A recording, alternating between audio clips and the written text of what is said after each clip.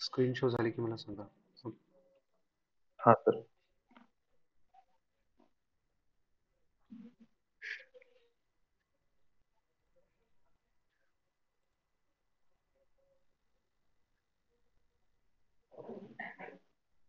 Okay. हा sir. So आज आपण घेणार आहे GS1 सिलेबस अनालिसिस. किती मार्क्स आहे? 250. बरोबर. GS2 किती मार्क्स आहे? 250. GS3 250. याच्या आधी आपण काय घेतलं? एसे. किती मार्क्सचा? 250. हे झालं माझं. याच्या आधी आपण काय घेतलं? एथिक्स. किती मार्क्स? 120. बरोबर. हे झालं. आज आपण काय घेत आहे? GS1. बरोबर. म्हणजे आपण आज किती मार्क्स कव्हर करू? 500 प्लस 120 किती झाले? 620. ओके. सो एक लक्षात घ्या, इथं तुम्हाला मेन स्ट्रीम सब्जेक्ट्स आहे ना, ते किती आहे? हिस्ट्री. कोणतरी मायक्रोफोन ऑन ठेवा. जॉग्रफी, पॉलिटी, इकॉनॉमी, सायन्स आणि एन्व्हायरमेंट. बरोबर. हे मेन स्ट्रीम सब्जेक्ट आहे. ओके. या सब्जेक्टला सोडून जे पण सब्जेक्ट्स आहेत त्याला मी इथून मिसलेनियस सब्जेक्ट्स म्हणणार. ठीक आहे. काय म्हणणार? किंवा टॉपिक्स म्हणणार. ओके. हे जे टॉपिक्स किंवा हे जे सब्जेक्ट्स आहेत ते याच्यामधूनच डिराइव्ह होतात. कधी ते सब्जेक्ट्स राहतात, कधी ते टॉपिक्स राहतात. बट मेनस्ट्रीम टॉपिक्स कोणते? मेनस्ट्रीम सब्जेक्ट कोणते आपले? History, geography, polity, economy, science आणि एन्व्हायरमेंट. इथपर्यंत समजलं? हा सर. ठीक आहे. हा. आता यांनी आयोगाने काय केलं? आपल्याला GS1, GS2 आणि GS3 ओके या पेपरमध्ये या 6 सब्जेक्ट्सला डिवाइड केलं. बरोबर. आता जर तुम्ही आजचे जर UPSC पेपर जर बघितले तर हे 6 सब्जेक्ट एक्झॅक्ट डिवाइड नाही होत. बट आपण सध्याला असं कन्सिडर करून चाला, कारण की तुमच्या पेपरमध्ये पण डिव्हिजन एक्झॅक्ट असंच येणार आहे जसं 1-2 वर्षाचे जे पहिले पेपर राहणार तिथं. सो आपण डिव्हिजन असं कन्सिडर करून की ते तेच डिव्हिजन आहे. सध्या जे UPSC पेपर त्याच्यामध्ये असं डायरेक्ट डिव्हिजन भेटत नाही, कारण की कोणता क्वेश्चन GS1चा GS2 मध्ये पण येतो, GS2चा GS3 मध्ये पण येतो. सध्या तसं राहिलं नाही. बट आता कन्सिडर करून चला. ठीक आहे. त्याच्यानंतर GS4 जो सब्जेक्ट आहे आपला एथिक्स, तो तर कम्प्लीट डिफरंट आहे ना. सो त्याच्यामध्ये याचं काही काम नाही आहे मेनस्ट्रीम सब्जेक्टचं. हालाकी तो त्याचाच याचं सर्व अप्लिकेशन इथूनच येतो, म्हणजे या सेम या 6 सब्जेक्ट म्हणून. ठीक आहे. त्याच्यानंतर कोणता सब्जेक्ट आहे? एसे. एसे पण कम्प्लिटली डिफरंट सब्जेक्ट आहे, हालाकी त्याचं पण सर्व इथूनच येतो. त्याच्यानंतर राहिले आपले ऑप्शनल. ऑप्शनलचे पेपर तर डिफरंटच आहे, जसं सोशॉलॉजी आहे, पॉलिटिकल सायन्स आहे, अँथ्रोपॉलॉजी आहे. सो तिथं ह्या गोष्टी कन्सिडर होतच नाही. सो आयोगाने काय केलं?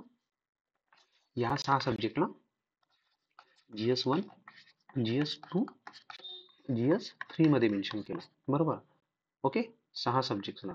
आता आणि याच्यामध्ये किती क्वेश्चन येतात सांगा बरं पटपट. फर्स्ट वेबिनार मध्ये आपण काय शिकलो एक्झाम पॅटर्न बद्दल? इथं 20 क्वेश्चन येतात. बरोबर. इथं 20 क्वेश्चन येतात, इथं 20 क्वेश्चन येतात. बरोबर. 10 म्हणजे 10 क्वेश्चन 10 मार्क्सचे आणि नेक्स्ट 10 क्वेश्चन 15 मार्क्सचे, असे करून आपले 250 मार्क्स भरतात. बरोबर. सो असं आपण काहीतरी शिकलो होतो वेबिनार 1 मध्ये. हे गोष्टी पाठ पाहिजे, थोडं पाठ करून तुमचा. आता काय केलं आयोगाने? आता मला सांगा, जर मला 6 सब्जेक्ट दिलेले आहे आणि 3 सब्जेक्ट दिलेले आहे, म्हणजे 3 ह्या गोष्टी दिलेल्या आहे, तर मग मी 6चे 6 सब्जेक्ट एका GS मध्ये टाकणार काय? कारण की माझ्याकडे मिसलेनियस टॉपिक्स पण आहे, म्हणजे मिसलेनियस सब्जेक्ट्स पण आहे. ते मी सब्जेक्ट काय ते नंतर दाखवतो. सध्या मला फक्त एवढं सांगा की हे 6 सब्जेक्ट म्हणजे सर्व एका सब्जेक्ट मध्ये जाणार काय, म्हणजे एका पेपर मध्ये जाणार काय? कारण सर्व 6 सब्जेक्ट मेन स्ट्रीम सब्जेक्ट म्हटल्यावर तर बल्की बघा ना किती मोठा आहे तो सब्जेक्ट. History, geography, polity. बरोबर. त्याच्यानंतर सायन्स झाला, एन्व्हायरमेंट झाला, इकॉनॉमी झाला. सो त्यांनी काय केलं? याला डिवाइड केलेलं आहे.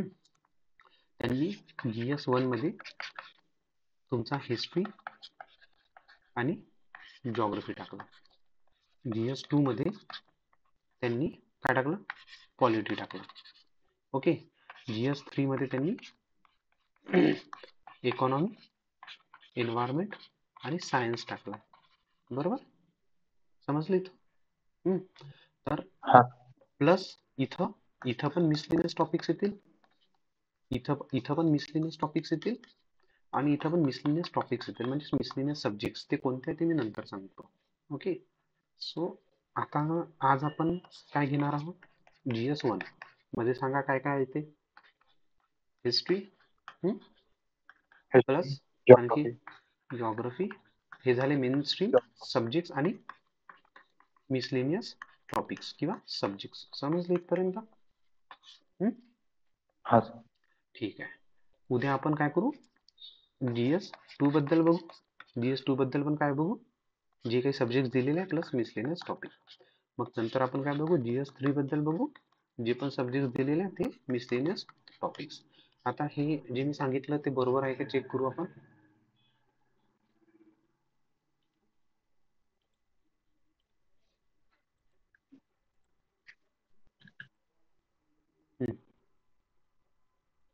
बघा बरं, चेक करा.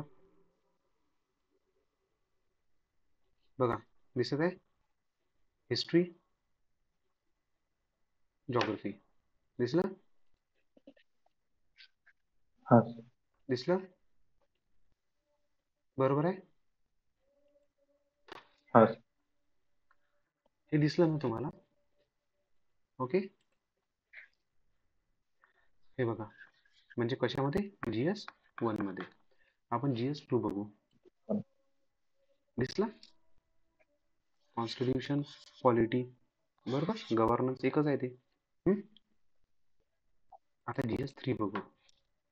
दिसला?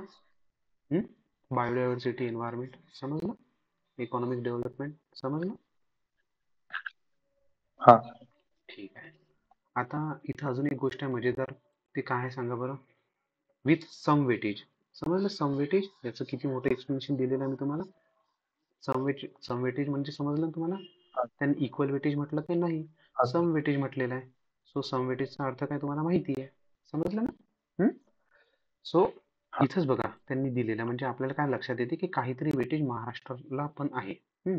आता माझ्याकडे पुन्हा बघा, आता आपण फर्स्ट सब्जेक्ट घेऊ, हिस्ट्री. ओके. हिस्ट्री मध्ये तुमची आहे एन्शियंट हिस्ट्री, त्याच्यानंतर इथे मेडिवल हिस्ट्री, त्याच्यानंतर इथे मॉडर्न हिस्ट्री, त्याच्यानंतर इथे आपलं हे पोस्ट इंडिपेंडन्स इंडिया,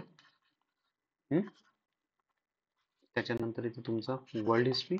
ओके, हे लिहत चला. आणि त्याच्यानंतर इथे तुमचं याच्यामध्ये आर्ट अँड कल्चर. हे झाले हिस्ट्रीचे टॉपिक्स, बरोबर. ठीक. आता हे हिस्ट्रीचे टॉपिक झाले. आता तुम्हाला मी सांगून देतो की आधी इथं माझ्याकडे बघा एक गोष्ट, की जे मिसलेनियस टॉपिक्स आहेत तुमचे कोणत्या पण सब्जेक्टमध्ये, तिथं तुम्हाला 4 ते 6 क्वेश्चन पर सब्जेक्ट राहतात. म्हणजे पर पेपरमध्ये मिसलेनियस टॉपिक्समधून 4 ते 6 क्वेश्चन्स राहणार. जर आपण GS1 मध्ये जर कन्सिडर करू 5 क्वेश्चन येतील मिसलेनियस टॉपिक्समधून किंवा सब्जेक्टमधून, तर आपल्याकडे आता किती क्वेश्चन राहिले, 15. बरोबर, हे हा समजलं. हा मग आता 15 जे क्वेश्चन्स आहेत ते मला कोणत्या सब्जेक्टमधून येणार GS1 मध्ये, हिस्ट्री. History, geography. बरोबर, इथपर्यंत समजलं.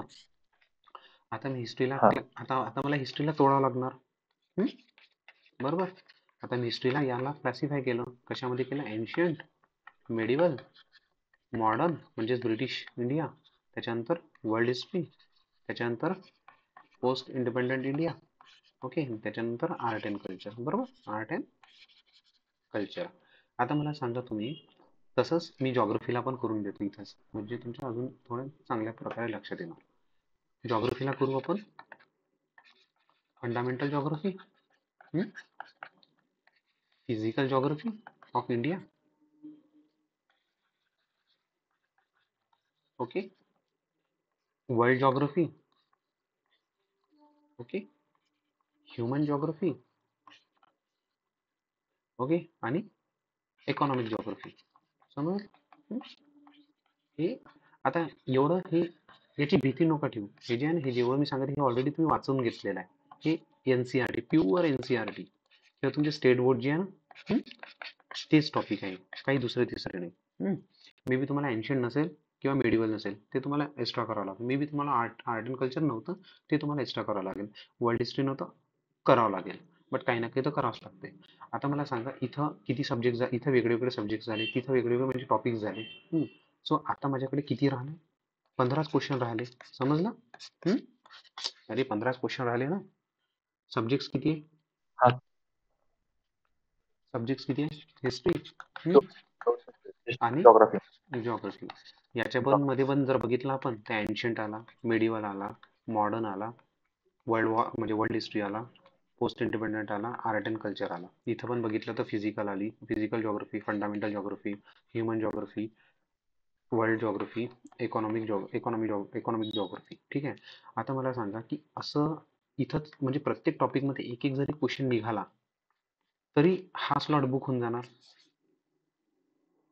समजलं? हा सर. अरे हे तर लक्षात आलं असणार ना तुमच्या. हो सर. ठीक आहे. म्हणजे इथून काय समजते आपल्याला की प्रत्येक टॉपिक मधून एक एक क्वेश्चन येणार. लक्षात आलं काय? कारण की स्पेस आहे ना. हा हं? आणि 15ची स्पेस आहे. ओके. सो आता मला सांगा हा. ही एन्शियंट इंडिया किंवा मेडिवल इंडिया कन्सिडर करून चालतो मी. Medieval India. मला तुम्ही सांगा, इथून एक क्वेश्चन निघते, इथून फिक्स झाला. फिक्स हो झाला. सर. बरोबर आहे. मग मला सांगा की मेडिवल इंडियाचा अभ्यास करताना कोणता क्वेश्चन फिक्स आहे की तो येणारच. पहिले तर हे सांगा की मेडिवल इंडिया जर हा एवढा मोठा पार्ट आहे, सो याच्यातून आयोग इझी क्वेश्चन विचारणार की हार्ड क्वेश्चन विचारणार? कारण की प्रत्येक टॉपिक मधून एक क्वेश्चन टाकावं लागते. असं कन्सिडर करून चाला सध्या. असं फिक्स नाही, बट कन्सिडर करून चाला. सो आपण काय बघितलंय, लेअर 1 किंवा लेअर 2 मध्ये क्वेश्चन जातील. बरोबर. हम्म? हा हा. हे पहिली प्रोसेस आहे. मग मला माहिती आहे की मेडिवल इंडियाची जी हार्ड टॉपिक्स आहे ते नाही जरी केली सध्या, तरी चालणार. बरोबर. शिकायसाठी शिका, बट हो एक्झाम प्रिपरेशनसाठी सध्याच्या परिस्थितीमध्ये मला काय सॉलिड करायचं त्याच्यावरती जास्त भर द्या. सो नाही जरी केले तरी चालेल. बरोबर. बट आता नेक्स्ट स्टेप काय माझी, की आता मला शुअर शॉर्ट टॉपिक पाहिजे. मग मी शुअर शॉर्ट टॉपिक कोणत्या बेसिसवर काढतो माहिती आहे काय? त्या क्वेश्चनच्या फॉर्मॅटमध्ये. कोणत्या? जे मी क्वेश्चन म्हणजे क्वेश्चनला कॅटेगराईज केलेलं. कोणत्या? जनरल क्वेश्चन, मिक्स क्वेश्चन आणि महाराष्ट्र स्पेसिफिक. ओके. तर मग आता हा तर्क लावायचा इथं की आपल्याकडे महाराष्ट्र स्पेसिफिक कोणता टॉपिक निघते का याच्यात. मग कोणता टॉपिक निघते मेडिवल इंडियामध्ये महाराष्ट्र स्पेसिफिक?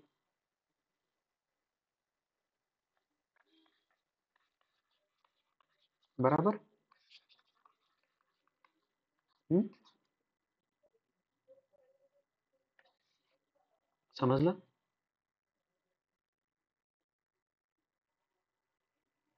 हे समजलं का? अरे महाराष्ट्र स्पेसिफिक टॉपिक आपल्या याच्यामध्ये मिडल इंडियामध्ये जो येऊ शकते एक्झामला, महाराष्ट्राला घेऊन किंवा एक्झामला घेऊन, तो मराठा एम्पायर आहे. बरोबर. जर तो क्वेश्चन निघत आहे तिथं, बरोबर सर. तर तो मराठा एम्पायर मधून येणार. मग आधी आपण मिडल इंडिया करताना कोणता टॉपिक सॉलिड करायचं? मराठा एम्पायर. समजलं? समजलं का? हम्म? तसं आपण वर्ल्ड हिस्ट्रीचं बघू. आता वर्ल्ड हिस्ट्रीमध्ये पण खूप टॉपिक्स दिलेले आहे. बट जेव्हा आपण वर्ल्ड हिस्ट्री वाचतो तर तेव्हा आपल्याला माहिती पडते, आता वर्ल्ड हिस्ट्री महाराष्ट्र स्पेसिफिक तर जात नाही. सो हे कॅन्सल झालं. ते मिक्स क्वेश्चन तर जात नाही. बरोबर. हे कॅन्सल झालं. आता जनरल क्वेश्चन येणार. मग आता जनरल क्वेश्चन येणार तर वर्ल्ड हिस्ट्रीमध्ये आपण लहानपणापासून काय वाचतो? इंडस्ट्रियल रिव्होल्युशन, वर्ल्ड वॉर 1 आणि वर्ल्ड वॉर 2. बरोबर आहे. मग हे टॉपिक चांगले प्रिपेअर करून जा. हेच टॉपिक मधून क्वेश्चन येणार. समजलं? Yes sir. समजलं माझं काय म्हणणं आहे? हा सर. ठीक आहे. म्हणजे असे काही टॉपिक्स आहे जिथं आपण जास्त एफर्ट्स न घेता पण असे टॉपिक्स म्हणजे डिराईव्ह करू शकतो जिथं क्वेश्चन येण्याचे चान्सेस 80 to 90% आहे. आणि ते रिस्क किंवा त्या त्या प्रकारची प्रिपरेशन आपण त्या टॉपिक्सला करताना घेऊ शकतो. ते एफर्ट्स घेऊ शकतो. समजलं? त्याच्यानंतर तसं जॉग्रफीमध्ये चेक करा. जॉग्रफीमध्ये जर मला प्लेची क्वेश्चन विचारला तर मला माहित आहे डेक्कन प्लेट्यू कशात येतात. आपल्याकडे येतात, बरोबर आहे ना. सो महाराष्ट्र क्वेश्चन झाला जर याच्यावरती आला तर. समजलं ना. हा सर. बरोबर आहे.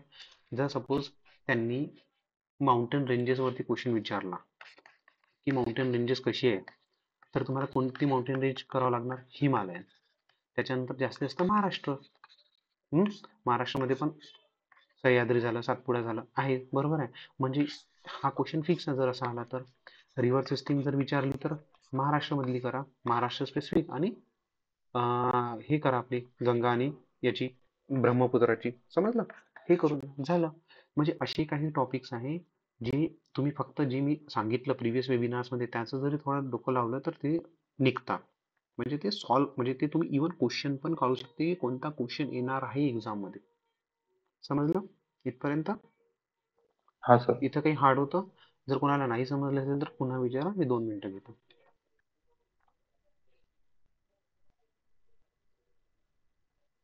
हा, आता पुन्हा सांगतो. लेट सपोज एन्शियंट इंडिया आहे. आता एन्शियंट इंडियामध्ये असे खूप टॉपिक्स आहे. इंडस व्हॅली सिव्हिलायझेशन आहे. त्याच्यानंतर वेदिक आहे, म्हणजे वेदिक सिव्हिलायझेशन आहे. त्याच्यानंतर मोरेन एम्पायर येतो. नंतर गुप्ता एम्पायर येतात. नंतर छोटे मोठे सातवाहन वगैरे येतात. आता याच्यामध्ये खूप मॅक्सिमम चान्सेस आहे इंडस व्हॅली सिव्हिलायझेशन वरतीच क्वेश्चन येण्याचे. आणि जास्तीत जास्त जर काही खाली उतरला क्वेश्चन तर मौर्यावरती उतरणार. मग हे 2 टॉपिक चांगल्या प्रकारे करायचे. समजलं. म्हणजे लेयर 1 आणि लेयर 2 मध्ये जर सध्या अभ्यास करसाल तर तुम्हाला मॅक्सिमम बेनिफिट भेटणार की काय करायचं आहे. तुम्ही दुसऱ्या कोणत्या आता पोस्ट इंडिपेंडन्स इंडिया जर जेव्हा करायला जासाल, तर पोस्ट इंडिपेंडन्स इंडियामध्ये की त्याच्यामध्ये पण 1-2 टॉपिक्स आहे स्टार्टिंगचेच आहे की त्याच्यामध्ये भूदान मुवमेंट काय आहे. समजलं. सो त्याच्यानंतर आपण फेडरलिझम काय आहे, हे टॉपिक्स जे आहे हेच येतात, याचेच येतील. आणि एक लक्षात घ्या की पोस्ट इंडिपेंडन्स इंडिया आणि वर्ल्ड हिस्ट्रीमध्ये फक्त एक आणि एकच क्वेश्चन जातो. पण हे एक आणि एक क्वेश्चन फिक्स आहे. एक आणि एक क्वेश्चन येणारच. इवन मेडिवल मधला पण एक येणार, एन्शियंट मधला पण एक येणार. म्हणजे याचा अर्थ हा आहे की जर माझा इथं 4 क्वेश्चन जात आहे आणि मी 5 क्वेश्चन तिथं सोडले मेडिवल, तर आता माझे किती झाले, 9. समजलं. आता राहिले किती, 11. तसेच काहीतरी 4 क्वेश्चन फिक्स आहे जॉग्रफीसाठी जे की जातातच. म्हणजे जर मी 4, 4 आणि 5 जर बघितले तर किती झाले, 8 आणि 5 13. सो 13 क्वेश्चन्स जे आहे मला आजच माहिती आहे, किंवा 13 ते 14 क्वेश्चन्स मला आजच माहिती आहे की कुठून येणार. आणि त्याच्यासाठी मला फक्त लेयर 1 किंवा लेयर 2 वाली सिस्टीम अप्लाय करावी लागते. त्याच्यामध्ये पण थोडं डोकं लावून महाराष्ट्र स्पेसिफिक, मिक्स आणि जनरल क्वेश्चन वाचावं लागणार, म्हणजे याला कॅटेगराईज करून. म्हणजे मला GS1 मध्ये माहित आहे 13 ते 14 क्वेश्चन कोणते येणार आहे. समजलं, आजच तुम्हाला माहिती आहे कोणते. आता म्हणसाल की सर 6 क्वेश्चनचं काय झालं, तर 6 क्वेश्चन, आता तो पेपर आहे म्हणून 6 क्वेश्चन नाही ना.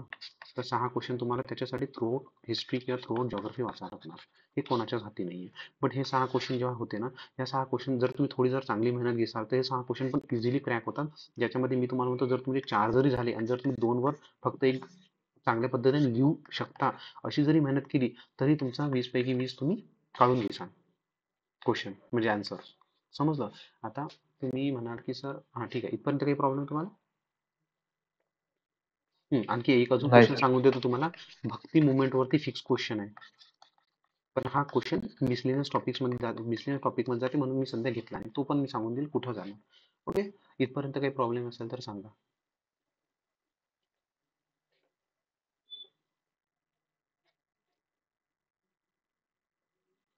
इथपर्यंत काही प्रॉब्लेम कोणाला. आपला मायक्रोफोन ऑन नाही करून सर. सांगा पटापट कोणाला काही प्रॉब्लेम असेल तर, किंवा टाईप करा. ओके, पुढे जाऊ. ठीक आहे. आता मला सांगा मी काय काय केलं. किती क्वेश्चन माहिती आहे मला एक्झाम मध्ये, बरोबर. किती क्वेश्चन नाही माहीत? 6 ते 7. ठीक आहे. ओके. आता या 13 ते 14 क्वेश्चन आहे काय सिलेबस मध्ये दिलेले ते चेक करू एक वेळा. ते पण भाग आहे कारण की आपण सिलेबस डिस्कस करत आहे, ते जास्त महत्वाचं आहे.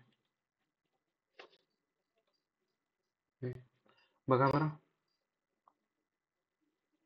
बघा फोर्थ पॉईंट बघा, पोस्ट इंडिपेंडन्स इंडिया आहे हे बघा. हा सर. ठीक आहे ना. हिस्ट्री बघा इथं बघा, याच्यामध्ये तुम्हाला दिसणार world history, history of world बघा, वर्ल्ड हिस्ट्री आहे. त्याच्यामध्ये बघा इंडस्ट्रियल हा रिव्होल्युशन दिलं मी, आणि वर्ल्ड वॉर्स, याच्यामध्येच क्वेश्चन येणार. हे खाली काही कामाचं नाही जरी केलं ना, बट हे तुम्हाला करावं लागते बरं. असं नका समजू की मी सध्या तुम्हाला खूप हलक्यात बोलत आहे, बट असं हलकं एवढं समजू नका. झालं, आलं ना लक्ष तुमच्या? आता इथं बघा, हे बघा इंडियन कल्चर. इंडियन कल्चरवरती मला सध्या क्वेश्चन नाही भेटू राहिला की कोणता नेमका कोणता विचारला जाणार, बट स्टील आपण काढू तो क्वेश्चन, असं काही याला हे नका ठेवू. ठीक आहे. आता तेच बघा मध्ये बघा, तुम्हाला मी ते सांगितलं तसंच एक नाही बघा, वर्ल्ड वर्ल्ड फिजिकल जिओग्राफी आहे. आता डिस्ट्रीब्युशन बघा, आता इथं हे बघा, हे तुम्हाला सांगितलं ओल्कॅनिक ऍक्टिव्हिटी, सायक्लॉन्स. जसं सायक्लॉन्स आपल्या महाराष्ट्रामध्ये पण येणं सुरू झाले, मुंबईमध्ये. सो हा क्वेश्चन निघू शकते महाराष्ट्र स्पेसिफिक, किंवा मिक्स क्वेश्चन असू शकते की सायक्लॉन म्हणजे सांगा आणि महाराष्ट्र स्पेसिफिक सांगा सायक्लॉनचा अर्थ. जसं आपण इरोजनचा बघितला, सॉइल इरोजनचा वेबिनारमध्ये, बरोबर आहे. अर्थक्वेक तर सध्या आपल्या महाराष्ट्रामध्ये येत नाही, बट जे येतात ते ट्रिमर्स असतात, ते हा क्वेश्चन काही निघत नाही इथून. हा जनरलमध्येच जाणार अर्थक्वेक बद्दल. सुनामी वगैरे हे जनरलमध्ये जाणार, बरोबर. इथपर्यंत समजलं मी काय काय बोललो? हा सर. ठीक आहे. आता फ्रीडम स्ट्रगल जसं, आता इथं बघा, आता एक अजून याच्यामध्ये एक चांगली गोष्ट ही आहे की इथं तुम्हाला एक क्वेश्चन, आता याच्यामध्ये पण एक क्वेश्चन अजून आपण काढून घेऊ शकतो की कोणता येणार तुम्हाला.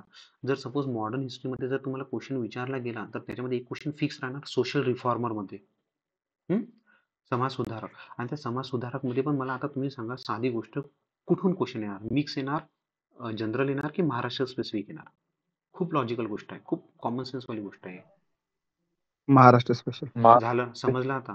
म्हणजे जर मला उद्या सोशल रिफॉर्मर जर कोणी वाचत आहे हिस्ट्रीचे, तर मला कोणते वाचावं लागणार? समजलं ना तुम्हाला?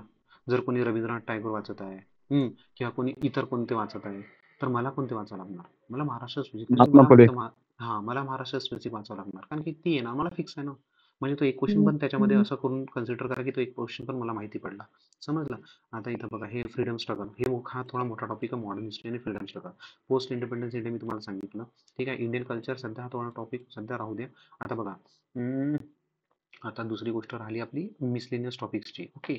तर आता मिसलेनियस टॉपिक्सवर बोलू आपण. मिसलेनियस टॉपिक सध्या काय आहे सांगून देतो. ओके. मिसलेनियस टॉपिक्स प्रत्येक जीएस मध्ये, म्हणजे जीएस पेपर्स मध्ये 1 असो, 2 असो, 3 असो, किती क्वेश्चन सांगितले मी येतात? बरोबर. मॅटर करते, कधी 4 पण येऊ शकतात. बट हे किती मार्क्स येतात माहिती आहे तुम्हाला? 50 ते 60. कधी कधी 70 ते 80 मार्क्सचे पण येतात. मोस्टली GS2 मध्ये पण येतात, GS3 मध्ये जास्त याचा प्रपोर्शन राहते. समजलं? सो आता इथं बघा माझ्याकडं की 5 क्वेश्चन येतात, माहीत पडलं. आणि हे प्रत्येक GS मध्ये किती टॉपिक्स आहे माहिती आहे याचे? 5 ते 7 किंवा 8. ओके. तर म्हणजे आता हे कोणते टॉपिक्स आहे मी सांगून देतो तुम्हाला. GS1 साठी एक आहे भक्ती मुवमेंट. ओके. एक आहे बघ, भक्ती मुवमेंटचा क्वेश्चन आपण बघितला होता आपल्या वेबिनारला, तुम्हाला माहिती आहे? आठवते कोणाला? कोणता क्वेश्चन होता भक्ती चळवळचा?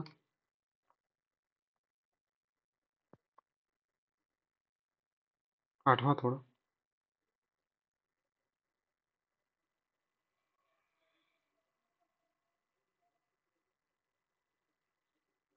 अरे आपण बघितला नव्हता का संत ज्ञानेश्वर आणि संत तुकाराम महाराजांचा? आठवते तुम्हाला? सोळा.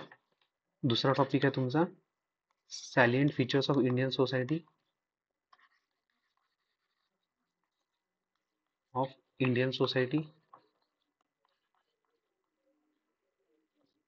थर्ड टॉपिक आहे तुमचा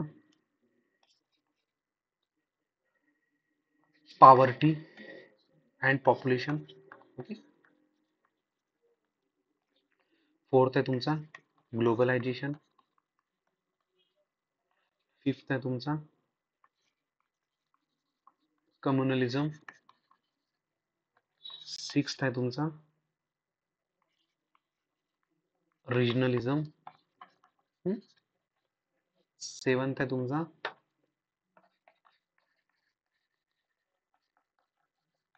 आणि एट्थ आहे तुमचा अर्बनायझेशन. ओके. आणि नाईन्थ आहे तुमचा विमेन एम्पॉवरमेंट. असे टॉपिक्स आहे तुमचे. समजलं? हे 9 टॉपिक आहे. तर आता याच्यामध्ये किती क्वेश्चन्स येणार आहे सांगा बरं. 9 टॉपिक्स मध्ये मी तुम्हाला सांगितलं ऑलरेडी. बरोबर. 5 ते 6. ठीक आहे. ओके. तर आता हे टॉपिक्स चेक करू आपण आहे काय.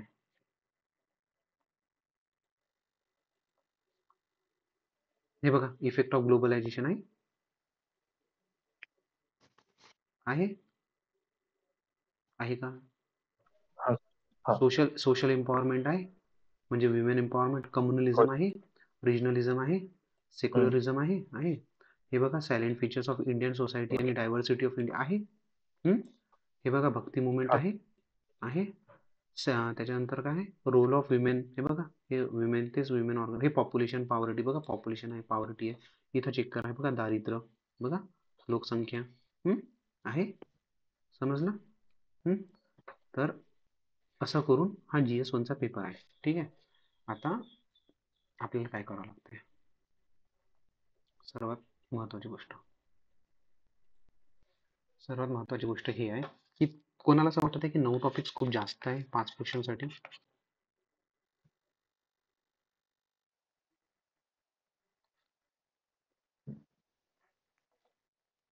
कोणाला असं वाटत आहे का?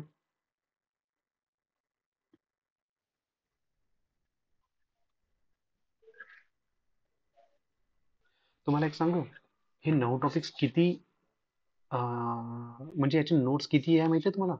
म्हणजे जर तुम्ही याचे नोट्स जर घ्यायला गेले मार्केटमध्ये तर फक्त याचे जर बघितले ना तुम्ही नोट्स 5 ते 6 पेजेसचे नोट्स आहे.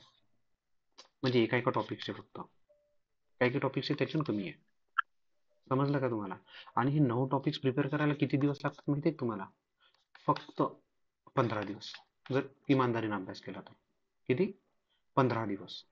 असंच जर तुम्ही बघितलं तर GS2 चे पण 7-8 टॉपिक्स निघतील त्याला पण 15 दिवस आणि नंतर त्याचे पण 15 दिवस. असे करून आपण कन्सिडर करू 2 मंथ्स. लेट सपोज मागे पुढे. सो 2 मंथ्स मध्ये तुम्हाला हे याला किती मार्क्स देऊ आपण 60 याला 60 आणि याला 60 असे करून अराउंड 200 मार्क्स तुमचे तयार होतील 2 महिन्यामध्ये. आणि क्वेश्चन किती प्रिपेअर होतील तुमचे 15. आणि तुम्हाला क्वेश्चन्स किती आहे पूर्ण म्हणून 60 पैकी 15 क्वेश्चन्स तुमचे 15 नाही अराउंड 20 क्वेश्चन्स जर मागे पुढे जर बघितले तर 15 ते 18 क्वेश्चन्स तुमचे प्रिपेअर होणार आहे. आणि हे जे टॉपिक्स आहे मेन स्ट्रीम टॉपिक नाही आहे. हे तुम्ही या टॉपिकचा त्या टॉपिक सोबत काही घेणं देणं नाही. म्हणजे समजा जर तुम्ही अर्बनायझेशन वाचत आहे तर तुम्ही सेक्युलरिझम वाचत आहे. सो तुमचं हे इंडिव्हिज्युअली प्रिपेअर होणार हे इंडिव्हिज्युअली प्रिपेअर होणार. तुम्हाला काही याच्याशी काही घेणं देणं नाही. डायव्हर्सिटी ऑफ इंडिया वाचत आहे किंवा silent features of Indian society वाचत आहे. सो हे स्वतंत्र पद्धतीने तुम्ही अभ्यास करू शकता. याचं काही लिंकेज नाहीये कोणासोबत.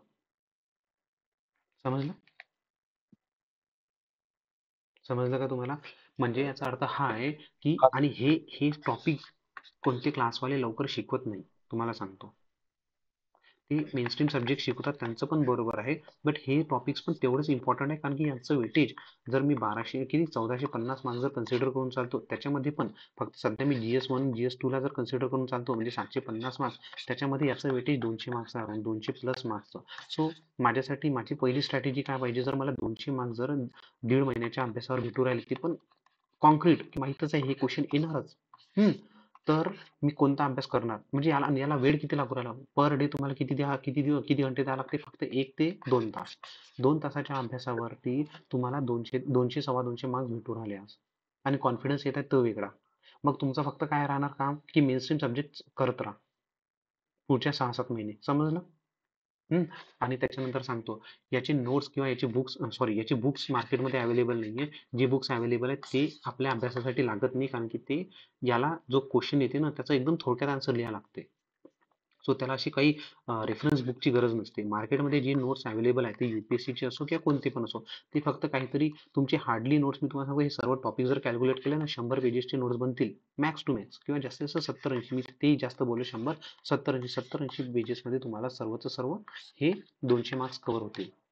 आणि याच्यासाठी जास्त क्वेश्चन्सची प्रॅक्टिस पण नाही पाहिजे. प्रत्येक टॉपिकला 3 क्वेश्चनची प्रॅक्टिस करा, डिफरंट डिफरंट होऊन जाते.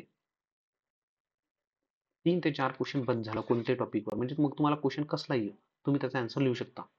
म्हणजे एक प्रकार ब्लफ तरी करू शकता एक्झामिनरला की मला येते म्हणून. समजलं? सो प्रायोरिटी प्रत्येक सब्जेक्टमध्ये मिसलेनियस टॉपिकला पण आहे सध्या, पण ते कोणी करत नाही. तर सो याच्यावरती जास्त भर द्या करताना. आणि हे टॉपिक्स खरं सांगतो, मी जर तुम्हाला शिकवले हे टॉपिक्स हार्डली 2 तासामध्ये शिकवून देणार. म्हणजे 2 दिवसामध्ये शिकवून देणार, 4 ते 5 घंट्याच्या स्लॉटमध्ये. काही मोठी गोष्ट नाही. म्हणजे एक एक टॉपिक. सो असं मी काय कोणी पण जरी शिकवलं तर असंच असते. त्याला काही मेहनत लागत नाही. सो इथं इथपर्यंत आपण घेतलं. त्याच्यानंतर आता मी जे जे बोललो ते आपल्या पेपरमध्ये दिसते का ते पण बघावं लागणार. ठीक आहे, बघा. हा 2016चा पेपर आहे UPSCचा. त्याच्यामध्ये मी मिसलेनियस टॉपिक्स आधी शोधतो. ते बाकी सगळे मेन टॉपिक सोडा, ते तुम्हाला लक्षात नाही येणार. बट आता मला मिसलेनियस टॉपिक शोधायचे आहेत, कारण की मी बोललो ना 5 येतात. तर मला 5 शोधायचे आहे, किंवा 4 शोधायचे आहे, किंवा 6 शोधायचे. हम्म. हे बघा, मी तुम्हाला सांगितलं की हे टॉपिक येते पोस्ट इंडिपेंडन्स इंडिया म्हणून. समजलं? बघा. समजलं ना? भूदान मुवमेंट, आणि ते तुम्हाला फर्स्ट टॉपिक जो सांगितला तोच येते. बघा आता नंतर हे बघा, ग्लोबलायझेशन आला. एक झाला. झाला का? हा सर. झाला.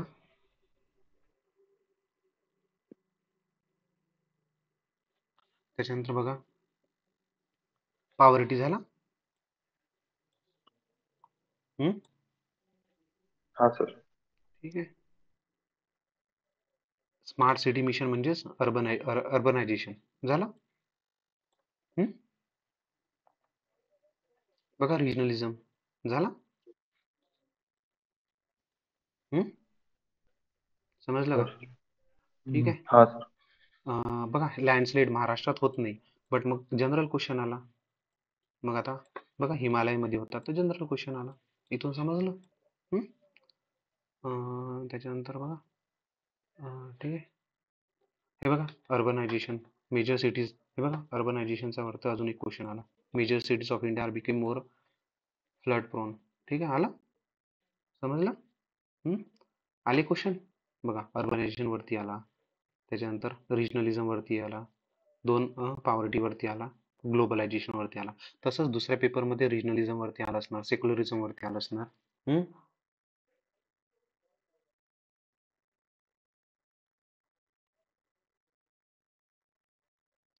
समजलं इथपर्यंत? म्हणजे आपण जे बोललो, बघा इथं कसं सुभाषचंद्र बोस आणि गांधी आले, बट आपल्याला काय येणार? सोशल रिफॉर्मर येणार. समजलं? आपल्या कॉन्टेक्स्ट मध्ये येणार. तेच आहे ना, अजून काय? इथपर्यंत आलं का लक्षात? जसं आता हा मेन स्ट्रीम टॉपिक आहे कृष्णदेवरायाचा मेडिवल मध्ये, मग आपल्याला कोणता येणार? सांगा लवकर, सांगा लवकर. मराठा. समजलं? आलं का लक्षात? सो आता इथं काही डिफिकल्टी आहे का? मी GS1चं हा सर्व सर. सांगितलं.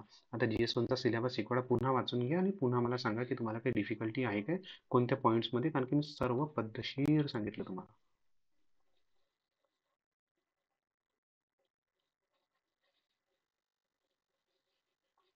एक वेळा पुन्हा वाचून घ्या. दिसत आहे ना तुम्हाला? आणि मला सांगा की आपण काही मिस तर नाही केलं या टॉपिक मध्ये सध्या तरी. मेनस्ट्रीम टॉपिक मध्ये राहिलेले क्वेश्चन कुठून येतात, काय येतात, आता ते सर्व तर मला पण नाही माहित. म्हणजे माहित आहे, बट असं कॉन्क्रीट नाही माहित की येतातच. जसं मी तुम्हाला सांगितलं 9 पैकी 5 येतात, 4 येतात, ते तर आहेच की तिथं दिलेलंच आहे ना, मग ते विचारणार. जसं भक्ती चळवळ मधून येणारच आहे क्वेश्चन. तो तर तिथं ऑलरेडी तो टॉपिक स्वतंत्र मेन्शन आहे. हा बघा इथं तर मेन्शनच आहे, सो तिथून येणारच. सो तिथं डोकं लावायची गरज नाही आहे. आता इंडियन कल्चर खूप मोठा टॉपिक आहे, काय येणार आपल्याला माहित नाही, पण इथून तर माहित आहे आपल्याला संत तुकाराम महाराजांनी याच्यावरती विचारलेलं आहे.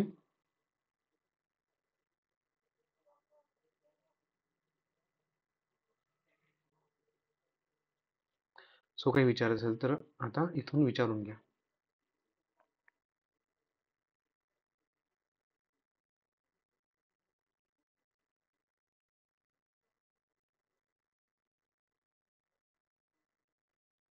हे इकडं वाचून घ्या, नंतर तुम्हाला समजून जाणार. बघा इथं विथ सम वेटेज दिलेला, सम वेटेज म्हणजे सम वेटेजचा अर्थ तुम्हाला माहिती आहे ना, त्या दिवशी मी सांगितलं काय असते, की 4 ते 6 क्वेश्चन किंवा ते पण मी जास्त बोललो, बट 4 ते 6 कन्सिडर करून चालेल, महाराष्ट्र स्पेसिफिक राहणार. आता सांगा. ओके, सो मेन स्क्रीनवर घेऊन जाऊ तुम्हाला.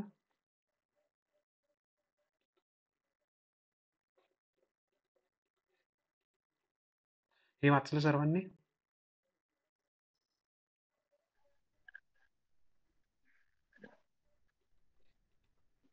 ठीक आहे. आता मला सांगा की काही अडचण आहे का तुम्हाला याच्या व्यतिरिक्त?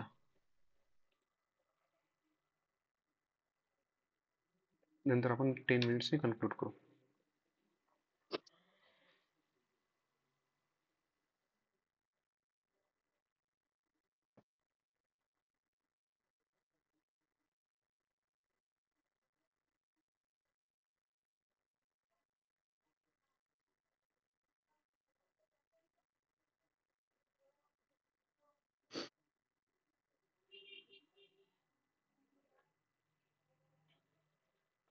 काही क्वेश्चन आहे का, की सर्व समजलं?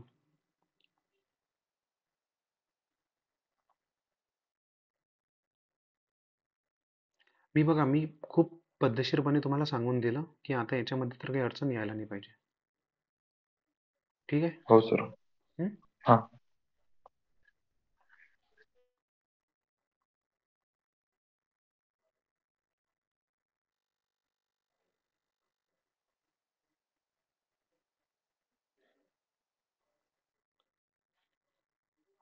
ठीक आहे.